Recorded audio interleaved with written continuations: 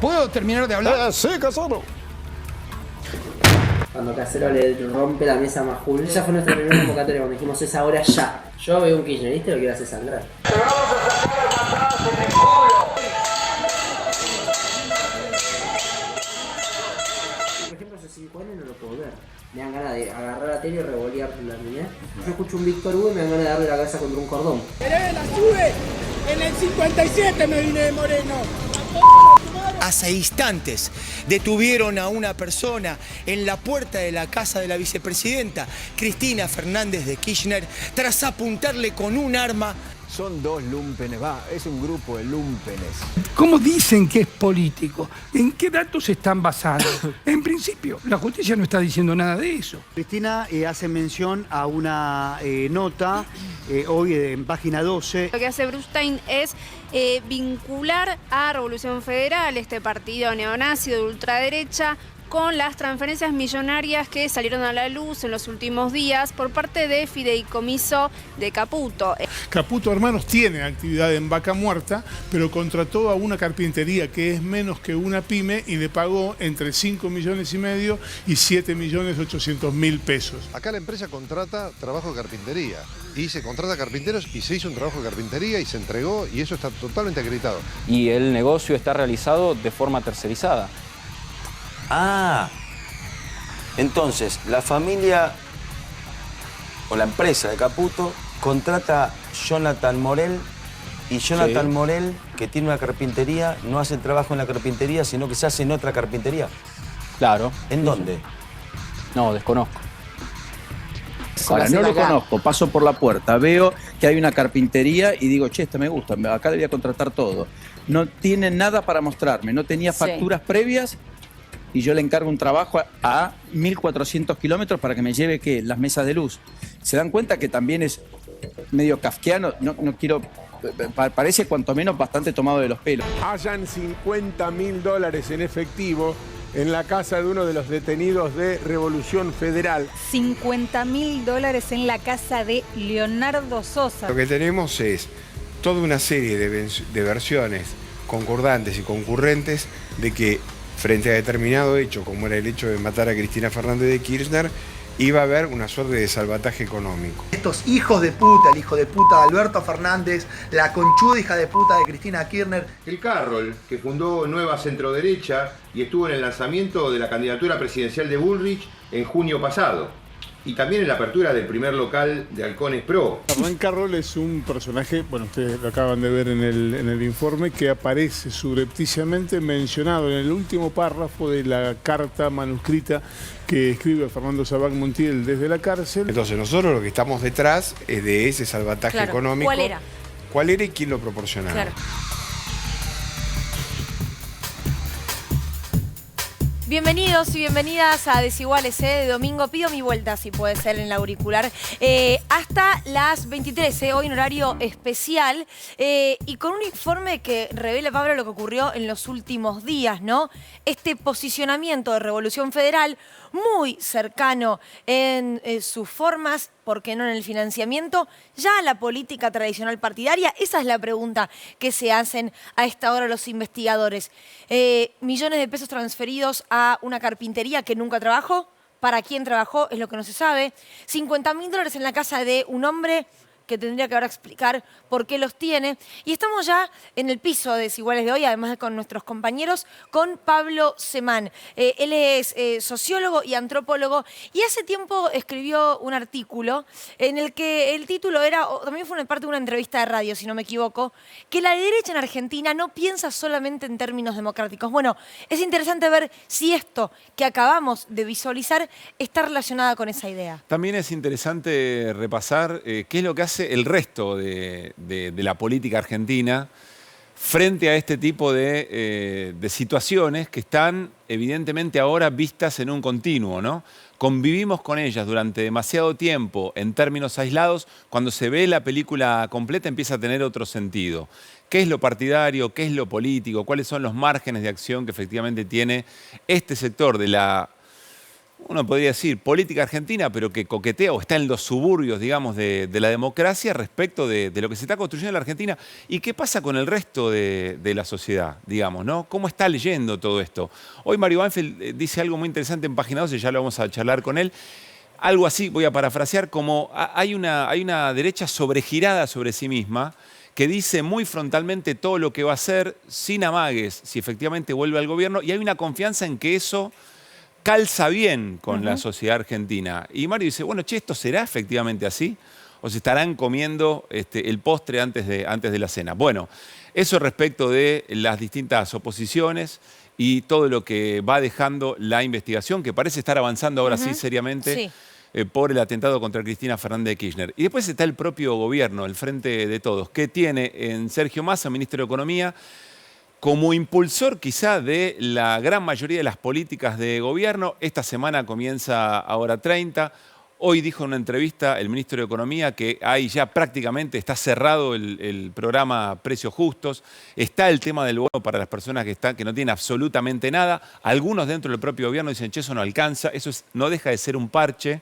La pregunta es si el gobierno confía en que esto va a recuperar de alguna manera la virtud, la épica, el entusiasmo respecto de las próximas elecciones. Falta menos de un año para las elecciones del 23. Y por supuesto también que se debate en el Congreso, los jueces diciendo que tienen el derecho de no pagar nada. Bueno, ¿cómo repercute esto en la sociedad? Pero vamos allá a la mesa con nuestros compañeros, porque yo quiero hablar de algo además que no tiene que ver con política. Sí, porque la verdad que es lo que más me interesa en el día de hoy. Pablo, a vos también te doy la bienvenida con esto, que es Boca campeón, gracias al amado River Plate del señor Mario Banfield. Casi que vino a provocarte a vos, Mario. Sí. Desde el vestuario arrancó así.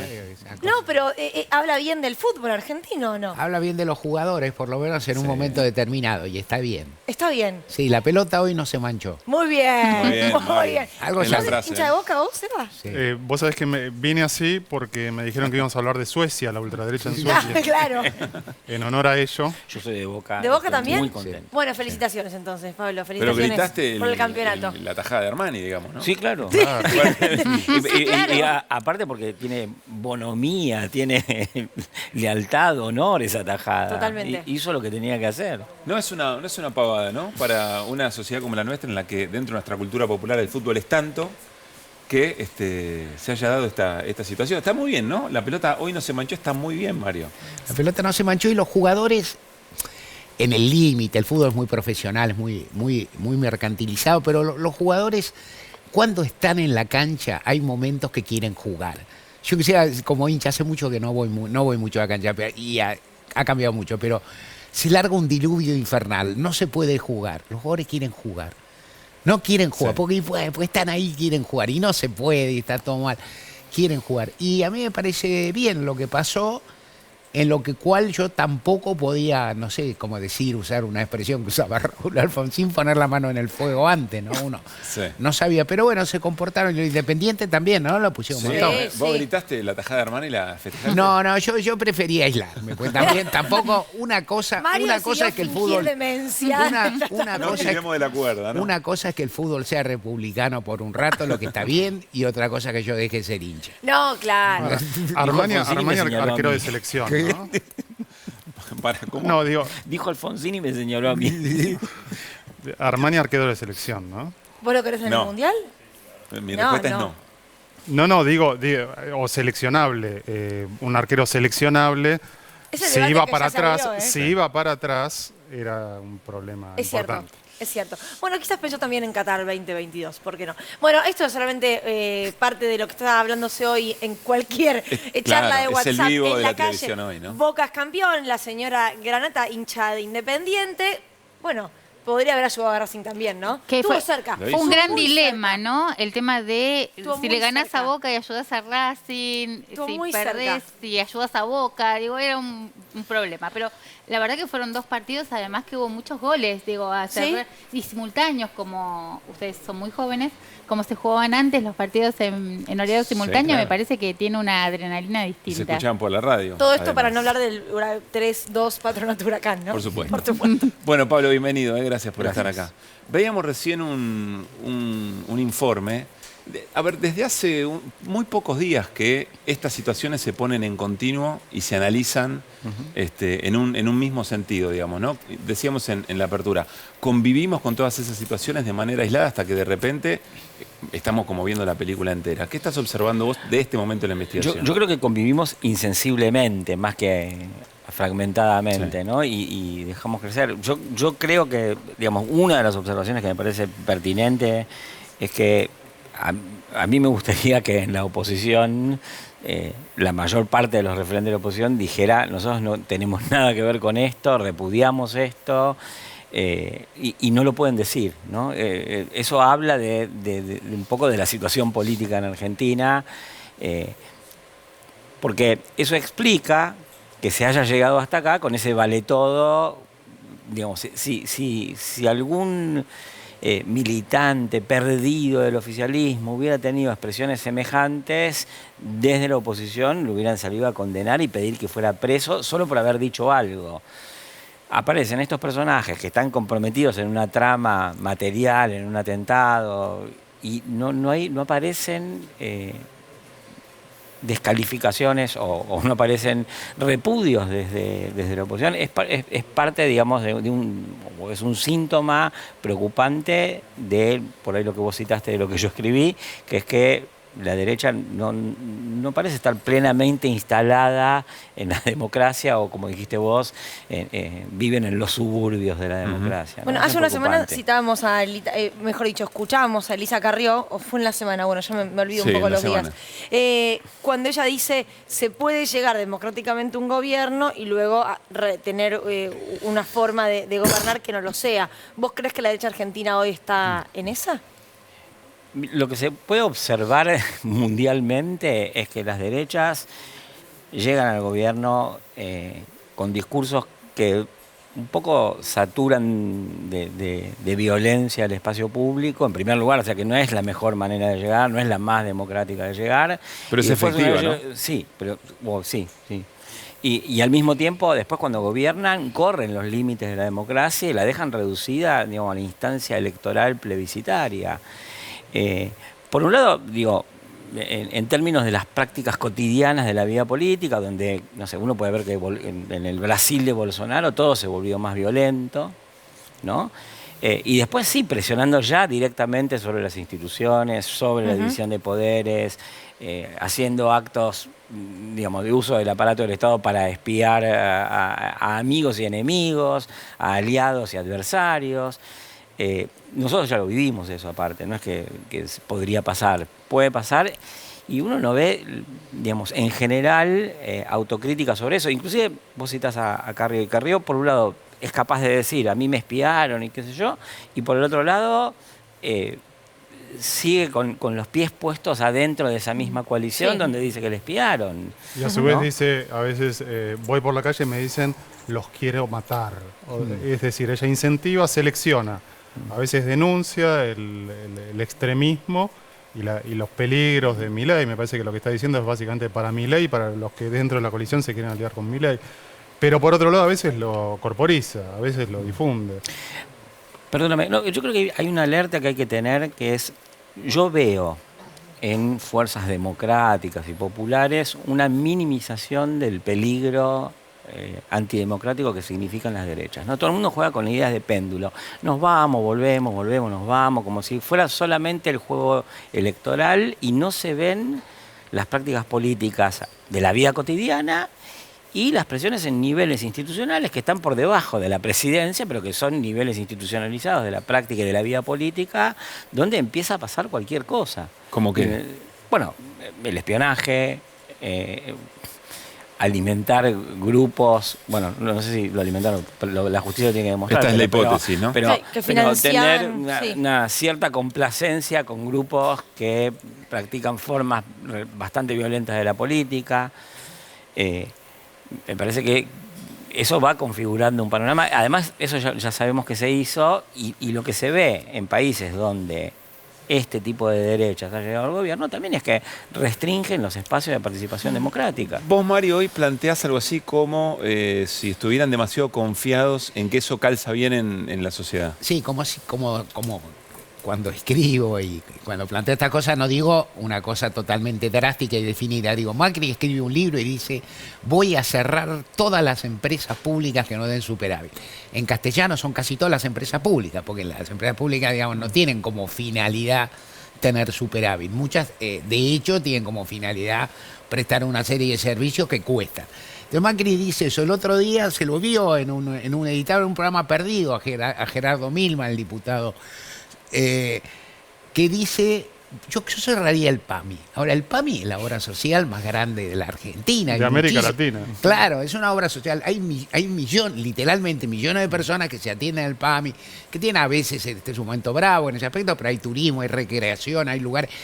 Y entonces uno dice, yo creo que por ahí, en el afán, corriéndose a derecha, sin ninguna duda, porque el discurso se ha corrido a derecha, los gobiernos nacionales y populares, algo también, qué sé yo, en sus políticas económicas, en alguna cuestión, tal vez no tanto en la cuestión de los derechos, pero habría que ver. Sí.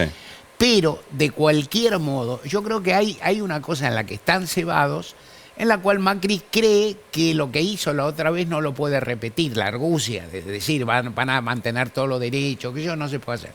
Yo no digo, no afirmo nada axiomático, porque no lo puedo hacer. Yo qué sé qué va a pasar dentro de un año en la Argentina o en cualquier lugar del mundo. A mí lo que me parece que tal vez en la cuasi certeza que ellos tienen de que van a ganar, se ceban demasiado. Y anuncian algunas cosas que por ahí el día de mañana le pueden restar votos. Esto es lo que digo yo, pensando que en la Argentina la gente algo piensa, y sobre todo respecto a la figura de Macri. O sea, la hipótesis de que todo lo que hizo Macri se olvidó, es una hipótesis de discutir, hay que verla en el cuarto oscuro. No digo, Macri no puede ser candidato, ni digo en última instancia, si fuera perdería. Sí. Yo creo que si fuera candidato sería el más flojo, junto por el cambio de los grandes. Claro. Pero es opinable. ¿Qué estás viendo, Gaby? A mí me da la impresión que con estos discursos y sobre todo en Juntos por el Cambio todavía le están hablando a su interna. Digo, no sé si todavía es el discurso armado hacia la externa y a la elección general. Digo, como todavía está en tensión el espacio, recién hablaban de lo que plantea Carrió, bueno, no hablamos hoy, pero lo hablamos tantas veces, del rol de Patricia Bullrich juntándose con Milei y quién corre más por derecha al otro. Digo, me parece que se está generando como un discurso en el que se están hablando entre ellos. Y para mí más es, y creo que es más una pregunta para Pablo, ¿cómo se desescala esta escalada de derechización y discurso violento? O sea, yo tomaría la hipótesis de Mario en el sentido que, de la misma manera que el Grupo A sobreofertó gobernabilidad, estos están sobreofertando una propuesta radical y eso podría restarle a futuro. Coincido con esa observación. Haría otra que es contradictoria con esa, pero que también puede tener que ver, que es producto de la situación en la que está el gobierno y la coalición de gobierno, el debate político más fuerte y más interesante y más atractivo para la sociedad está en el seno del espacio opositor, donde se pelean todo tipo de halcones, con algunos halcones cruzados con, no sé, con pluma de paloma. Entonces, por un lado puede ser sobreoferta, pero por otro lado yo creo, y hay que pensarlo, que dada la situación actual del gobierno y la coalición de gobierno, y dada su incapacidad de reaccionar y de ver un panorama como el que se viene, se ignora la posibilidad de lo que yo creo que puede llegar a ser una especie de elección destituyente, ¿no? No es un que se vayan todos, sino que se vayan estos. Y entonces está entre esas dos vías. Puede ser que se sobregiren, porque aparte ideológico es todo el mundo. Entonces, a ver, el que se vayan estos sería voto cualquier cosa con tal que este gobierno no siga. Claro, ¿A eso te referís? Sí. Porque aparte, digamos, independientemente de lo que haga el gobierno, pero además por lo que hace el gobierno, porque este gobierno llegó para asignar pérdidas, porque se enfrentó con la deuda, con la pandemia, con la guerra. Todo lo que hace es controversial y es como estar pedaleando en una ciénaga. Bueno, pero lo también que es le pasa al gobierno. porque Entonces, el Frente de Todos se encargó de generar sus controversias claro, internas. Sí, por eso... Es como que potenció su propia debilidad en momentos críticos. El Frente críticos. de Todos se hunde por la situación estructural, pero también porque se pelea, es un Frente de Todos contra todos, y por esas dos razones... Eso causa hastío de la opinión pública y como hay un sesgo antiestado de la opinión pública, esas propuestas derecha pueden tener lugar. Para poner un ejemplo, yo no sé si ustedes se acuerdan que en la campaña de la Alianza, ¿quién era el que había dicho que iba a bajar 10% de los sueldos? En la campaña de la Alianza había alguno. Y ese iba a ser ministro de Economía y no fue, porque no podían decir esas cosas. Aunque después lo hicieron. Bajaron ¿no? el 13 después. Sí, era un poco más. Claro, incluso bajaron el 13 más. en dólares, bueno, ¿no? O sea, que era ahora lo que está diciendo Macri es dólares. equivalente al 150-200% de esa versión. Y no pasa nada, nadie salió a escandalizarse. Creemos que ni eso lo hizo inviable a Macri. ¿Pero no al estamos contrario. subestimando un poquito a la ciudadanía con esta idea? Bueno, Mario planteando que se puede llegar a sobregirar ese hablarle a los propios, no. Claro, No. Hay una cosa corta, hay una fascinación también, que eso tiene que ver también con la discusión en redes, está estudiado, ¿no? Es repetir el coro de tus barra bravas, Sí, claro. ¿no? O sea, es decir, no solo que el dirigente político, o un dirigente de derecha como Macri, escucha al sector más rudo, o más duro, o más extremo de su propia hinchada y se va por ahí. Puede ser. A mí lo que sí me parece interesante en los términos que plantea Pablo, me parece que ahí el gobierno es donde el gobierno tiene que diferenciarse en un sentido, tiene que tener una oferta diferente. Inclusive si hay quien dice, bueno, yo quiero cerrar todas las empresas públicas, no basta con gritar este fue malo, sino hacer un planteo interesante de qué son las empresas públicas, discutirlo bien, seguirlo y demás, y tener una oferta algo de horizonte, que creo que es lo que falta en la propuesta del Frente de Todos y en la vida cotidiana argentina. Seba, no sé si yo te interpreté Perdón, mal Seba, en tu nota del diario AR, pero vos lo que en un punto decís es la última esperanza, esa última contraoferta, es un descenso bajo paulatino de la inflación y una mejora económica de cara a 2023. Bueno, porque en efecto dentro del gobierno hay un debate que aparentemente está saldado por el lado de los tres líderes. Quizás es la única coincidencia fuerte que tienen ahora los tres líderes en cuanto a que no hay espacio para una política de shock, digamos una especie de, se menciona mucho el plan austral o convertibilidad, es debatible. Un plan de estabilización. Un plan de estabilización con devaluación, fundamental ese aspecto, y hay una coincidencia de que eso derivaría en una situación social que no se podría remontar antes de las elecciones, y por lo menos lo que dicen hasta ahora es que todo tiende a este gradualismo en la reducción de la inflación como un mecanismo. Es una apuesta súper riesgosa, ¿no? Pues el panorama electoral es complicado para el gobierno, pero una expectativa de que se llegue al primer trimestre del año que viene con una inflación más contenida y que pese el crecimiento de la economía que estuvo habiendo. ¿Cómo ves, Gaby, es tu especialidad? ¿Cómo ves esta discusión? Gradualismo, yo ya lo escuché esto de todas maneras, ¿no? Pero La inflación creo que es especialidad de todos. Así como que en determinados momentos somos todos expertos. Sí. Mira, a mí me parece que también tampoco podés pisar el freno y frenar, un ritmo devaluatorio, un ritmo, inflacionario. Me parece que plantear una devaluación ahora, sobre todo cuando vos tenés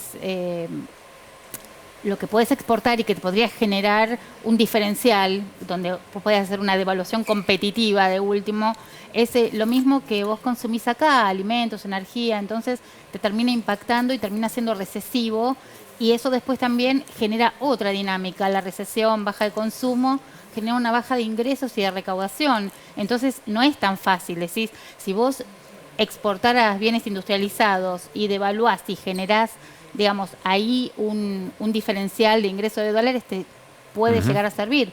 En la estructura económica que tiene Argentina me parece que es bastante más complicado. Más allá de que venís con un año con una inflación cercana al 100%, donde ya la gente no quiere oír hablar más de ningún cambio de precio de nada. Por eso fíjate que se discutió bastante poco uno de los planes que son esos de precios justos, que es poner el precio del bien en el paquete. Que Massa dijo hace un rato en Radio 10 que el 15 de noviembre se pone en marcha hasta el 15 de marzo, que ya hay varias empresas de consumo masivo que se sumaron. Ya tiene siete acuerdos armados más o menos y tiene que avanzar con sectores textiles, con los que más aumentaron en los últimos meses, para tratar de dar un horizonte de certeza. Creo que todo el primer mes y medio hizo dar horizonte de certidumbre con organismos internacionales, etcétera, y ahora es empezar a darle certidumbre a quienes vivimos en Argentina respecto de cómo va a ser tu economía, pues el año que viene no va a poder ajustar tanto. Ahora, para linkear un poco los dos tramos de lo que venimos hablando, creo que salió hoy una estadística en la Unión Europea de que cayó el salario real en la zona euro, la zona que tiene la moneda común, 6 puntos, digamos, ¿no? en el último año. Es decir, hay una situación social que generó la pandemia, de inflación, de caída del salario real y de, digamos, cierto auge, o cierta proyección de la ultraderecha en varios países, con un conflicto que se repite en la derecha más conservadora tradicional sobre qué hace, si la imita, porque le come por derecha, digamos, porque le compite, si la imita, si la integra. Hay experiencias diversas, los países no son comparables, pero muchas veces cuando la derecha más tradicional, que no es que tenga virtudes democráticas intachables, pero acepta ciertas reglas de juego, en un momento pone el freno, se ve sobrepasada, digamos. Entonces juegan la carta de el tener al Bullrich, que sea, digamos, para tender puentes, o Díaz Ayuso, ¿no? La presidenta de la Comunidad de Madrid. Que está obsesionada con la Argentina, Díaz Ayuso, Con el peronismo. Está con el peronismo, dele que dele, le debe haber servido... Le garpa. No, claro, obvio. Si bueno, no se entiende. Es recurrente, ¿no? Porque además atacan a Podemos con ese discurso. Ustedes son populistas, ustedes reparten lo que no tienen, ustedes consolidan una pobreza que después los vota. Ese es un discurso muy estructural, si se quiere, de la derecha. Un apuntecito. ¿Qué novedad aporta el atentado a Cristina, contra Cristina? Por lo menos que me aportó a mí, y revelo mi inocencia. Yo no sabía que todos estos personajes posfascistas, neofascistas, violentos, etcétera, etcétera, que aparecen, que circulan, la verdad que yo no sabía que tenían esa red con productores televisivos, la abogada que justo está arriba de Cristina. No, yo tampoco lo sabía. Un tipo que organiza vivos y que le dice, vení a mi cumpleaños, y que resulta que después es un tipo que después es guardaespaldas de Patricia Bullrich. Digamos, yo veía la coincidencia, el corrimiento de límites mucho más allá. No veías la red, digamos. Pero fui inocente, digamos. Había esa cuestión de que aparecía uno en la calle. Bueno, pero Seba, la pregunta es, ¿quién tendría que haber advertido eso? Bueno, y lo digo en serio, los servicios de inteligencia sabiendo que se planeaba un atentado o no, la política viéndolo, estando atento, no lo sé. Ahora, ¿Quién tendría que haberlo visto? Yo digo algo, por lo menos, cuando hay varios tipos que están diciendo en redes sociales e incluso en medios de comunicación, ¿no? Más allá de que después venga TN o La Nación Plus y los disfracen de una cosa más conmovedora, pero cuando hay tipos que dicen hay que matar, hay que hacer, quiero liquidar, bueno, la justicia, digo, eso no tiene una consecuencia penal, es decir, que ahora hayan apuntado o hayan tratado y están presos, de hecho, los de Revolución Federal, ahora, ¿cuánto hace que están diciendo que quieren matar gente? Y de hecho, una cosa más, Revolución Federal dijo públicamente que ellos luego del intento de asesinato dejaron de tener actividades porque creyeron que no era el momento. Es decir, el caldo de cultivo que habían generado, que querían generar, ya había llegado al nivel de ebullición tal en el que se le disparó en la cara a una vicepresidenta y que la bala no salió por un producto, por una falla mecánica del arma. Pero me parece interesante eso que mencionaron. No, después del atentado no seguimos porque el clima político no era el que 13 millones necesitaba. 13 millones de pesos más tarde.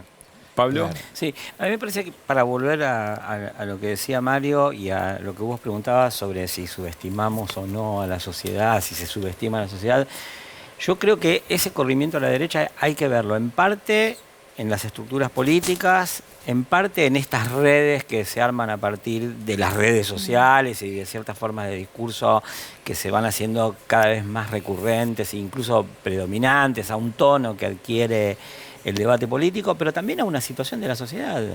La verdad es que la crisis, no digo del gobierno, sino de la figura Estado. Hay una crítica social del Estado. Y en ese contexto que vos citabas de inflación, que mucha gente no conoció las inflaciones que conozco yo, que conoció Mario, o vos tal vez. Pero, No, la mía esta es la más alta de mi vida, claro, quiero que lo entonces, sepan. Nací en el 89. Para la gente que está enfrentando por primera vez un fenómeno inflacionario como el que vivimos, que vivió la pandemia, que vivió la pérdida de salario durante la época de Macri, que vive el estancamiento de la economía desde hace por lo menos 10 años, para toda esa gente, lo que hay es un problema. Entonces, digamos, sí, hay que atender a los discursos violentos, hay que atender a las organizaciones que propagan violencia, pero hay que atender a un estado de rabia de la sociedad. Porque si no... A ver si entiendo bien, Pablo, vos decís, una inflación de estas características para sociedades o para generaciones que no vivieron lo que fue la hiper, puede ser un evento aleccionador tan fuerte que te haga olvidar algunos otros acuerdos previos, inclusive sí, claro, democráticos. Porque la hiperinflación, esto hay que también reponerlo. Si fue posible un gobierno como el de Menem, fue porque hubo un 88 y un 89, ¿no? A donde las clases populares llegaron exhaustas por la inflación y además por una serie de derrotas políticas que tuvieron esas mismas clases populares respecto de ilusiones que tenían. Entonces todo el mundo llegó exhausto y desanimado. Acá la gente está llegando exhausta y mucha gente, una parte importante de la sociedad argentina está llegando exhausta, mareada y con bronca. Y sí que la inflación es sumamente aleccionadora. La gente se siente entre la espada y la pared. Y aparte hay una serie de broncas acumuladas, la insatisfacción de que tu sueldo alcance cada vez menos y que cada vez te cueste más llegar al 15, no al 30. No al 20 ni al 30, claro.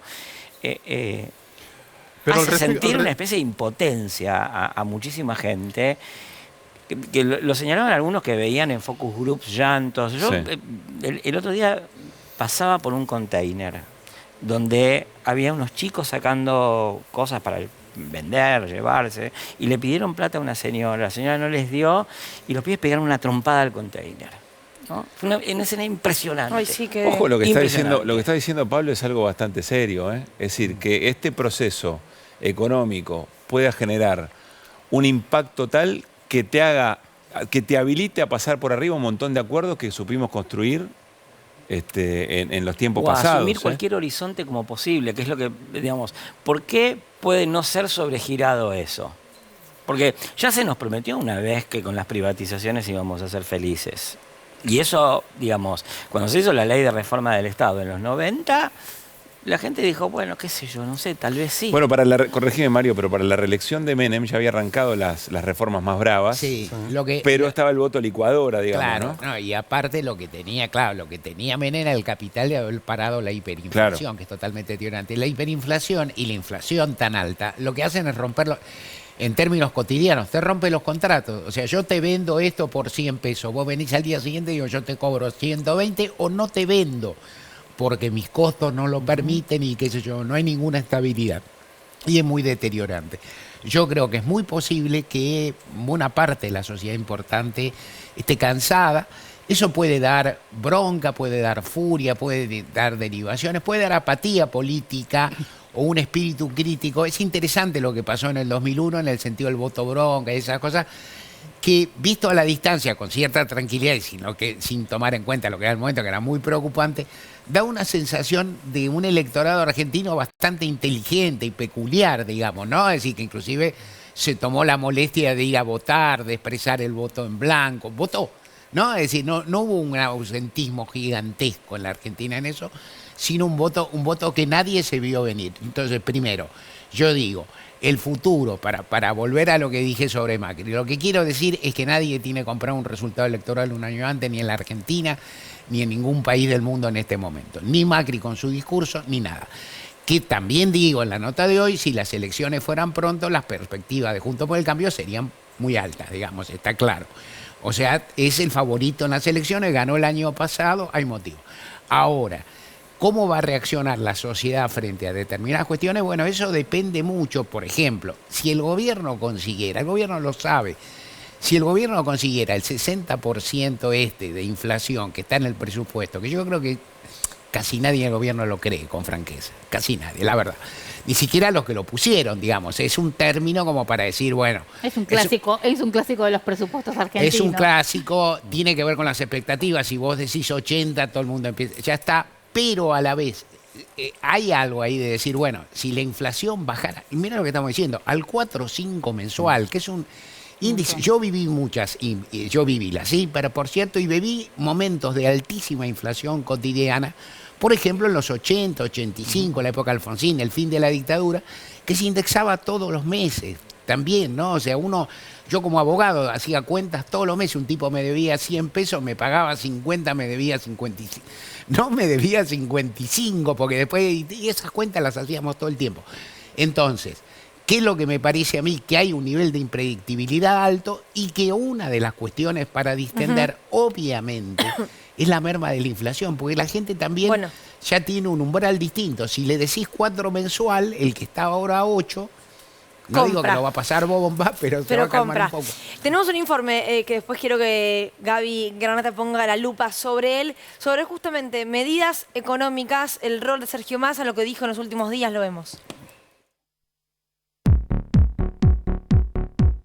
Hay un quilombo grande en el mundo por el tema del impacto que la guerra genera en el tema energía. Generó desestabilización de la macro, perdimos reservas y bueno, y ahora hay que acomodar, pero lo que tenemos que tener es la conducta de todos los meses dar un pasito adelante, ¿viste? Acabamos de elevar el decreto que sube el piso del mínimo no imponible, del impuesto a las ganancias. Estamos evitando que casi 380.000 trabajadores argentinos, cuando hacen una hora extra, cuando cobran un viático, cuando trabajan un fin de semana y cobran doble, no terminen perdiendo lo que ganaron con su trabajo por el impuesto a las ganancias de los trabajadores. En el transcurso de esta semana vamos a reforzar la ayuda social para aquellos más necesitados. Vamos a entregar un bono para los sectores más vulnerables. En la Argentina, con una mitad de la economía en negro, es difícil encontrar los compañeros indigentes en una planilla de Excel. Y después también lo otro es la superposición. Dentro de esa economía en negro hay sectores que les va muy bien. Yo respeto mucho al compañero por la trayectoria que tiene, pero justamente estas declaraciones nos suman. Nosotros tenemos una responsabilidad como militantes y dirigentes sociales, políticos, defender a los que menos tienen. Comenzó a regir el plan Ahora 30. Estamos hablando del plan de financiación para la compra de electrodomésticos en 30 cuotas. Este televisor de 50 pulgadas, tecnología 4K, mira, 103.000 pesos, 30 cuotas de 5.833 pesos. Son 4 marcas de celulares que se ensamblan en Tierra del Fuego. Bien. Motorola, Xiaomi, Samsung y Noblex. Lo que tenés que tener es método para todos los meses dar un paso, digamos, cuidando las cuentas, mejorando despacito el ingreso, y esas cosas sí sirven para que puedas construir algo sano. Bueno, ahí está bien concreto, Massa, ¿no? Despacito, ir acomodando mes a mes, un poco lo que planteaba recién Seba. El gradualismo de ir acomodando las cosas. Yo lo que veo son las medidas, pero no veo el plan. Es decir, entonces vos tenés medidas para los sectores más vulnerables, que me parece que es un buen foco para poner con esta ayuda alimentaria, que no va a alcanzar no es masiva, pero no es el IFE, porque hay un montón de requisitos que no tenés que tener ningún otro ingreso, ninguna otra prestación. Entonces, y estás poniendo el otro foco en los ingresos medios, que para gran cantidad de gente son altos. Estás hablando de 380.000 pesos. Digo, que hay muchas, y tenés toda una franja entre quien necesita la ayuda alimentaria y quienes ganan 380.000 pesos, que no estás dando ninguna respuesta. Mientras tanto, los gremios con mayor poder de negociación están actualizando paritarias al 90, al 100, al 110. Digo, no termino de ver cómo se generaliza este reparto de ingresos, y que está un poco atado también con el tema de la inflación. Pero ese plan, Gaby, tendría que ser anunciado por el ministro, ¿en acuerdo con quién? Porque digo, si él sale y dice, mi plan es este, y no hay acuerdo con los actores de ese plan, es medio raro. Y lo que pasa es que vos también estás ahora en un cambio en el Ministerio de Trabajo, donde estás renegociando todo, un cambio en el Ministerio de Desarrollo Social, donde Victoria Tolosa Paz tuvo que renegociar todo lo que había negociado Zabaleta, pero en el medio tenés un conflicto político, porque tenés a todos los ministros, que son los que están implementando los planes para mostrar un gobierno sólido, preocupado por la gente, preocupado por un montón de políticas sociales, de vivienda, de desarrollo social, laborales, que están empezando a ir a sus municipios para hacer el armado electoral para el año que viene. Bueno, hoy Entonces hay un anunció- doble discurso, perdón, porque si vos decís los ministros se van a preservar su territorio, es casi como plantear en los hechos que el programa que están armando va destinado al fracaso. Hoy anunció el presidente Alberto Fernández que Ferraresi, el ministro de Vivienda, Sí. vuelve Tenemos efectivamente el a tuit, Avellaneda. creo, de hecho, para compartir. Podemos compartirlo si quieren, pero lo interesante es ver qué estamos leyendo ahí.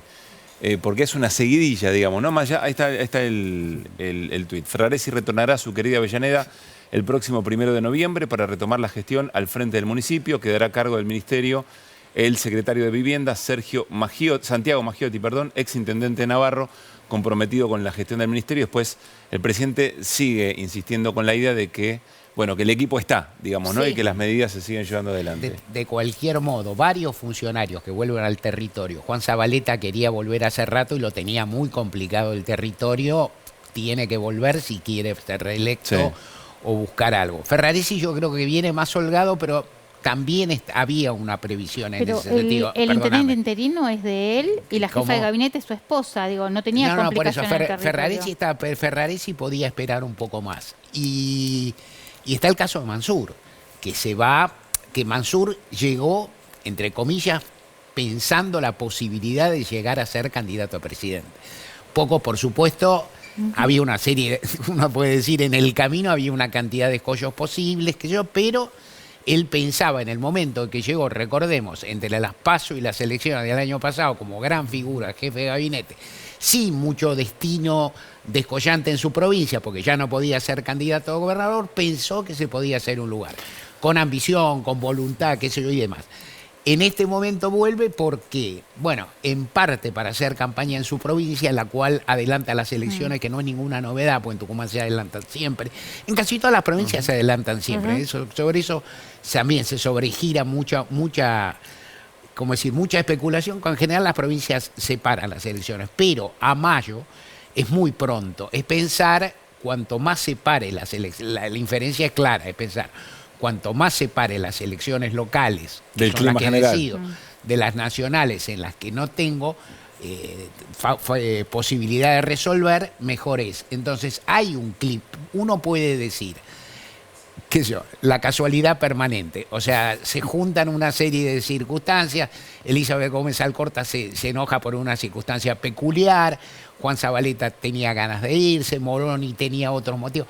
Pero hay un clima, lo que no se puede negar es el peso de las expectativas, no solo gravita en la economía, también gravita en la política. Digo, si cada reunión de gabinete dice, bueno, hoy ya no está el compañero Ferraresi, démosle un aplauso a Maggiotti. Bueno, qué sé yo. No, es decir, es cierto, por otra parte, Maggiotti responde mucho a Ferraresi, que es el secretario de Vivienda, era el 2 del ministerio, por explicarlo. Es un ministerio que ha funcionado desde que entró Ferraresi bien, para satisfacción del gobierno, por lo menos. Pero algo pasa, tampoco algo sucede y hay en general un clima, ¿cómo decir? Yo en general digo, cuando un gobierno, el gobierno de Duhalde se dualdiza, cuando el gobierno de la Rúa se de la Ruiza, cuando el gobierno de Menem mismo se menemiza. Menem en algún momento tenía figuras que excedían el marco del menemismo, figuras con Domingo Cavallo a la cabeza, Armando Caro Figueroa, ¿no es cierto? Es decir, figuras de otro, digamos, de otra, cuando un gobierno supuestamente vuelve a su núcleo, no es un momento de fortaleza en general. Hablo de tendencias. Es y que, en este caso Hay algo que me parece que, digamos, porque esa discusión llega hoy por estas noticias, queda invisibilizado, que es que la coalición de gobierno, a través de sus líderes principales, no genera un horizonte político y recae en un error, digamos, que tiene que ver con el error inicial, que es no ponerse de acuerdo en un programa, Y no solamente eso, sino salir a disputarlo en público. Y creer que eso ha sido exitoso. Entonces, digamos, nosotros podemos discutir los intendentes, lo que hacen figuras, en definitiva, menores del gobierno, pero me parece que también hay que discutir en el panorama político qué es lo que hacen los principales líderes de la coalición de gobierno. Porque que se estén yendo unos, que estén llegando otros, que se adelgace el peso de la figura presidencial y del gobierno y quede recluido el gobierno en un núcleo de íntimos, es el resultado de que la fuerza de gobierno no está queriendo ni se está comprometiendo con la tarea de ofrecer un horizonte político. Si el Frente de Todos fue creado para no perder, hoy debería recrearse para no ir a la catástrofe. Ahora, sobre eso, hay una figura que es Cristina Kirchner, creadora, inspiradora, arquitecta del Frente de Todos, que no sabemos qué espera, si considera, actúan, transmiten su sector político, la Cámpora, la Roca y demás, esta especie de preservar provincia de Buenos Aires, porque la derrota ya está dada. Hay otros sectores que no consideran que la derrota está dada. Para conseguir la victoria también tenés que ir a fortalecer la provincia de Buenos Aires también, ¿eh? Sí, una cosa fortalecer es eso. Provincia de Buenos Aires no es solo imaginar un escenario de derrota general, nacional. Sí, pero hay una... Es construir la victoria nacional. Hay también. un razonamiento, sí, coincido. Ahora hay un razonamiento de un sector del oficialismo que quiere poner las fichas en salvar la provincia. Digamos, así lo transmiten. Y la Nacional, incluso en el caso de Cristina Kirchner, probablemente ya hace meses o años que considera que el futuro político de su creación es catastrófico en un mundo en el que el salario real perdió sobre la inflación en los últimos 3 años a raíz de la pandemia. Ahora, pero Cristina en el 2015 no le funcionó Cristina eso de preservar la provincia con alguien que ella designó. No, es muy difícil. Esa ecuación es súper complicada. Pensar solo en la provincia de Buenos Aires. Aparte, en general, en el kirchnerismo sucede una cosa que es: en los años interelectorales ganan todas las elecciones. Tienen el piso alto, el techo, qué sé yo qué, bla, y después las mismas personas que te decían que ganaban, vos fumás, después van y pierden y dicen, uy, no sé qué pasó, la gente. Entonces, por un lado hay una posición pesimista de nos resguardamos en la provincia, que la damos por segura, qué sé yo qué, y por el otro lado es una conducta defensiva y digamos, es para mí rehuir de la obligación de ofrecer un horizonte político y asumir la heterogeneidad, no del espacio del Frente de Todos, sino del electorado al que congregó el Frente de Todos. Porque el problema es que hay una heterogeneidad que es, ¿cómo hacen para entrar en una misma institución política el piquetero, el taxista que putea a los piqueteros, el pyme, el empleado en negro de la pyme, la burguesía nacional? Bueno, el Frente de Todos tendrá que proceder permitiendo, si no es una síntesis, un conjunto de agregaciones, pero tiene que asumir esa tarea. Bueno, el primer kirchnerismo la asumió e incluso no le fue mal en esa tarea. No, claro. Y había una promesa de que bueno, pero acá Alberto no está Fernández, asumiendo esa tarea, ese es el punto. No, pero yo resalto el papel de la creadora del Frente. Porque Massa no lo dice, no puede decirlo, no lo va a decir mañana, pero si consigue cierta calma en la inflación, ahí hay un proyecto que exigirá una reconfiguración de las variables del Frente de Todos, de lo que se llama hoy Frente de Todos, que seguramente se llamará distinto el año que viene, ante eso que quizás puede funcionar porque bajó la inflación y porque la economía creció y porque hay un horizonte con las exportaciones de energía. Bueno, queda un año. 364 días, escribió Horacio Berbisky en su nota. Hacemos una tanda, ya venimos.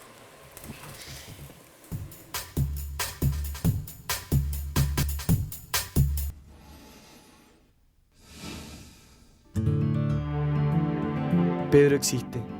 Mariano no lo sabe. Su abuela aún lo busca. Aunque ya no entres en tu primer cochecito, siempre habrá lugar para vos en nuestra casa y en nuestro corazón.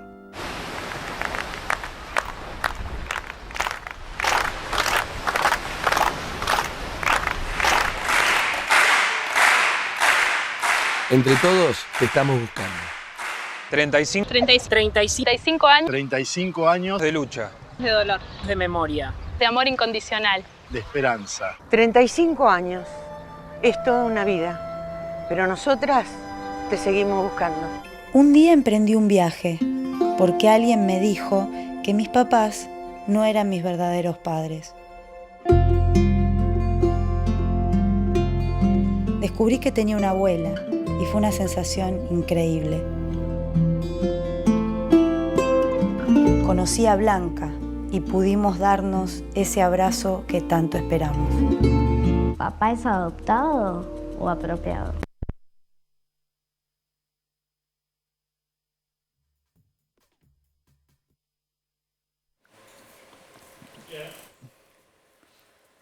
Bueno, 45 años de abuelas, ese último spot que se veía en pantalla es el que está ahora emitiéndose en televisión.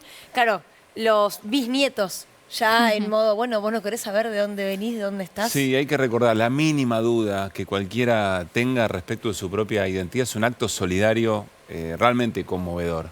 Hay que acercarse a abuelas y bueno, entregarse allí, porque además lo hacen de una manera tan respetuosa, con tanto cuidado, tan amorosa, digamos, tan contenedora.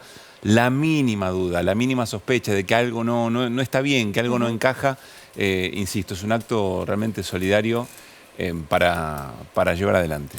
Y un feliz cumpleaños para Estela, ¿no? También, Sí. de Carlotto, que por eso es el día.